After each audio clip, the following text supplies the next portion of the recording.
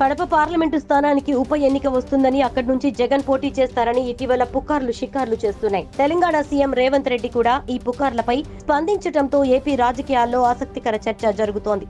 నిజంగానే అవినాష్ రెడ్డి కడప పార్లమెంటు స్థానానికి రాజీనామా చేస్తారా?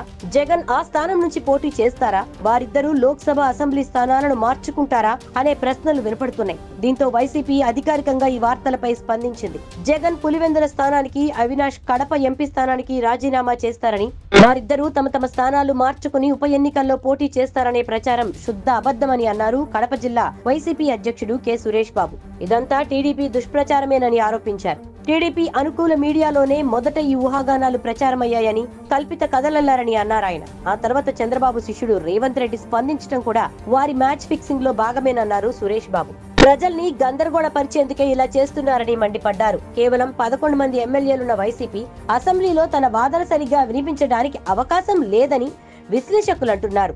అసెంబ్లీ స్పీకర్ కు జగన్ లేఖ రాసినా వైసీపీకి ప్రతిపక్ష హోదా కూడా దక్కదని తేలిపోయింది. ఈ నేపథ్యంలో జగన్ అసెంబ్లీ స్థానానికి రాజీనామా చేస్తారని, కడప పార్లమెంటు స్థానానికి పోటీ చేస్తారనే ప్రచారం మొదలైంది. ఈ ప్రచారాన్ని ఎవరూ నమ్మలేదు. కానీ రేవంత్ రెడ్డి కౌంటర్ తర్వాత ఈ వాదనకు మరింత బలం చేకూరింది. దీంతో వైసీపీ వెంటనే ఖండన ప్రకటన విడుదల చేసింది.